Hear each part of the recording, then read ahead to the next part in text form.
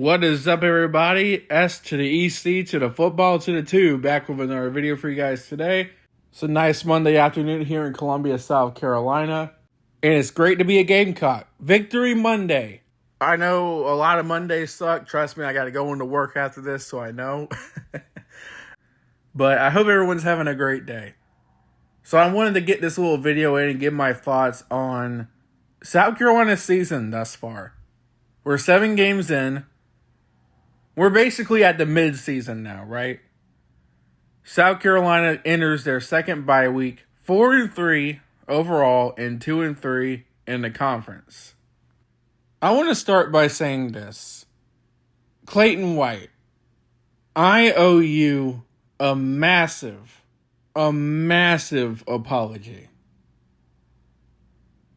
I think I might have already given it after the Kentucky game. I'm not sure, but well, if I haven't done it, I'm going to do it now. Because last year after the Florida game, I called for his job. We all remember. A lot of us were very pissed after that Florida game, and rightfully so.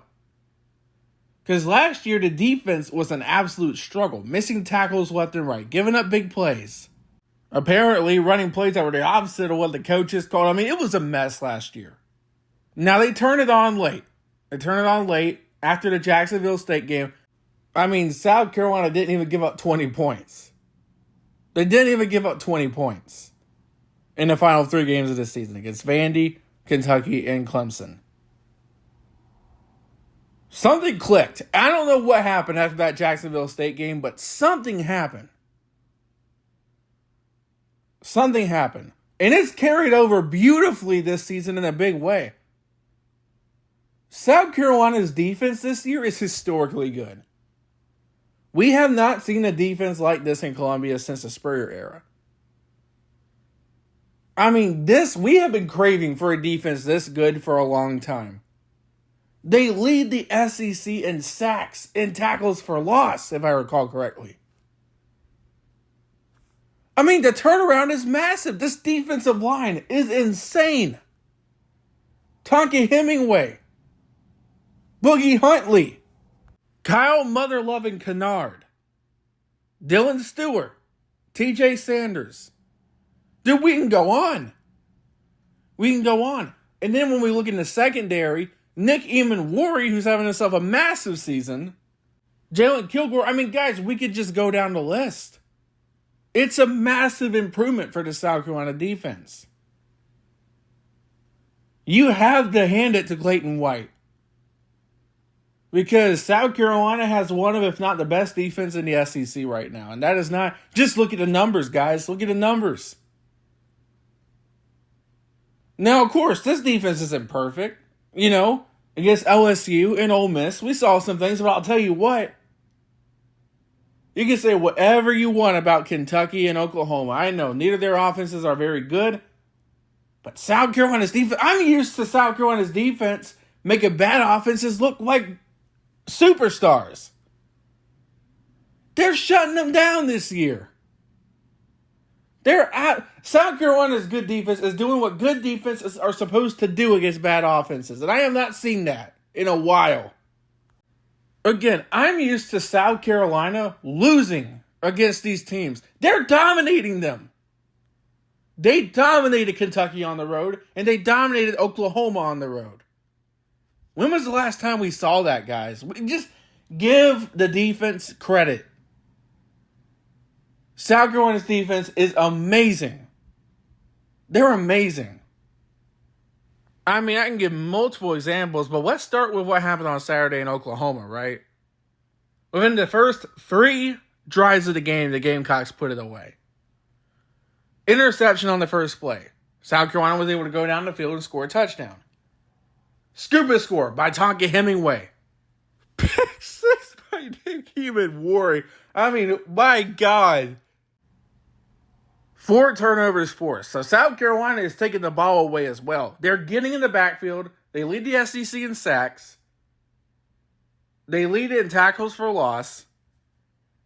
They're taking the ball away. I mean, guys, South Carolina's defense is the best defense we've seen since the Spurrier era. I mean, honestly, this entire podcast could be directed towards how good South Carolina's defense is. I mean, 9 sacks on Saturday. Get this, guys. Get this. South Carolina has not had that much sacks in a ball game since 1991. Wow. I mean, it's amazing what the South Carolina defense is doing thus far this season and what they're going to continue to do. So again, Clayton White, I am sorry. I am sorry. Because your defense, what an incredible turnaround. What an incredible turnaround. I mean, it's amazing what they're doing. It is absolutely unbelievable what we are seeing from the South Carolina defense. And again, it's an incredible job. Tip your cap. And listen, whatever the doubters want to say, well, you know, it's only against bad offenses like Kentucky and Oklahoma. Well, you know what? Again, like I said, I am so used to South Carolina's defense looking like absolute crap against bad offenses and making bad offenses look like world leaders. They're dominating them.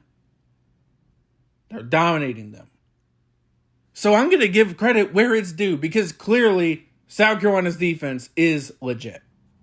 I mean, we've known this since the season even started, but we definitely got to talk about it after a performance like that. 9 sacks. I mean, unreal. Unreal. Now, the season's not over, of course. You got to continue to do what you're doing. But I'll tell you what, if South Carolina continues to put up the defensive numbers that they're putting up right now, let's see, you're 4-3 right now. You have some winnable games upcoming. Absolutely you do. South Carolina could be looking at a really successful season if they continue this. See what this defense continues to do, but thus far, it's incredible. It's incredible. And I love the energy that this team is showing on the road. To dominate Kentucky on the road, come super close and should have beat Alabama on the road, and to dominate Oklahoma on the road. Seriously, when was the last time we have seen this from a road South Carolina? Because you think over the last few years, Carolina's been getting blown out on the road in the SEC, but now they're blowing out other teams on the road in the SEC. Like, what kind of plot twist is this? Oh, it's a beautiful one, though, for sure. It is a beautiful plot twist. I mean, you love to see this. You love to see this competitive fire from South Carolina on the road that's been missing from this team for years.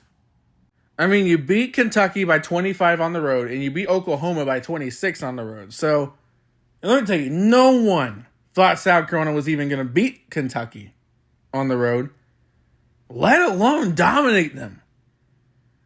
But they did. Carolina was a 9-point underdog in that game, and they won by 25. Oklahoma. Now, I knew South Carolina was going to win. A lot of people picked the Gamecocks to win.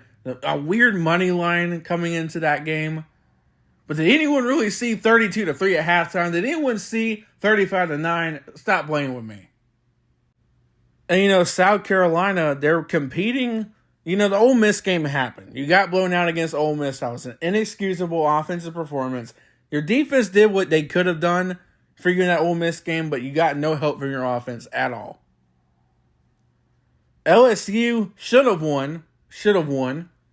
Alabama should have won. I mean, South Carolina could be... They're a lot better than their record indicates. They're a lot better than their record indicates. But unfortunately, here's where we're going to have to start talking about the negatives.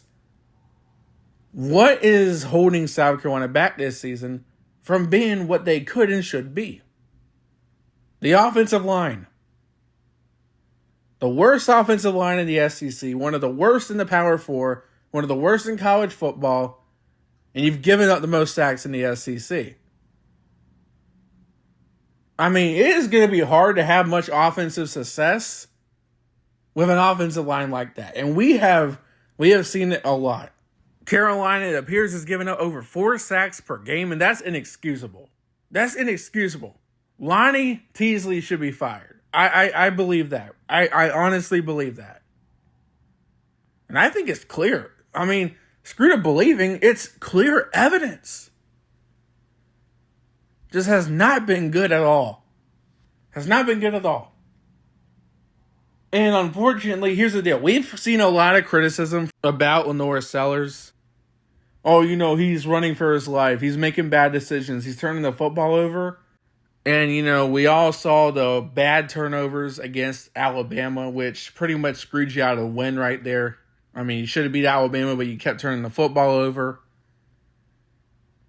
And could Sellers be better? Yes. But unfortunately, guys, and look, here's the deal. When your offensive line is so bad to the point where you don't even have 3 seconds before you got a defensive lineman in your face and you have to run for your life to try to make something happen, a quarterback starts playing scared and nervous. And that can force bad decisions and consequences. That can. It's natural for a quarterback. It's hard to stay calm when your line keeps collapsing right in front of your eyes and you have to basically run for your life to be able to make something happen. And a lot of times when you're in these situations, bad things are going to happen, like an interception, bad situational awareness. I mean, it might not be all on the offensive line, but a great part of it is. They've got to be better. This offense has to be better. They have to be. And I do think there are a lot of things that are improving on the offensive side of the football. But so far, we've seen bad coaching, bad play calling, bad offensive line play. We've just seen a lot of bad stuff from this offense that needs to be fixed over the bye week. Now, against Oklahoma, let's be honest, you weren't really going to need an offense against OU because your defense put the game away within the first 3 drives. But that's not going to happen every game, guys. That was a rare start that you saw in Norman. Rare start. It is rare that any team jumps up 21-0 in the first quarter like that with only 9 minutes left. Like that, that's rare. That is not going to happen every game. Because as we saw against Alabama and against Ole Miss, your defense can't do it all. You're going to need your offense. Especially in these next coming games. Now, South Carolina has a bye week, so you have time to look over things. But the thing is, the last 2 bye weeks South Carolina had against Florida and Ole Miss, you lost off of all that. And barely anything improved. Does that happen this time around? Because you have the number 14 Texas A&M Aggies at home at night off a bye week. Which I'll tell you right now, I think that game is winnable. A&M, they're a good football team. Now again, I think that's a winnable game, but it's going to be tricky. You have them at home and at night. And I will say, more times than not, South Carolina at home at night in the SEC, they win. So can you win that one? Then you have on the road at Vanderbilt, which, if you need any more proof that this season is weird, guys, Vandy's ranked in the top 25. In that game, that's definitely for sure winnable, but you could also lose that game too. Got to show up there. Because Vandy for sure will. I mean, Carolina's beat them 15 years in a row. You don't think Vandy wants to get that monkey off their back? That's a game you got to be prepared for. Then you got Missouri, who is still ranked. Yeah, they're not looking very good right now. They're not. That's a winnable game for sure at home. Yeah, I get it. Well, you've lost 5 in a row to Missouri. Well, the way South Carolina and Missouri are playing, it could be the year that streak ends.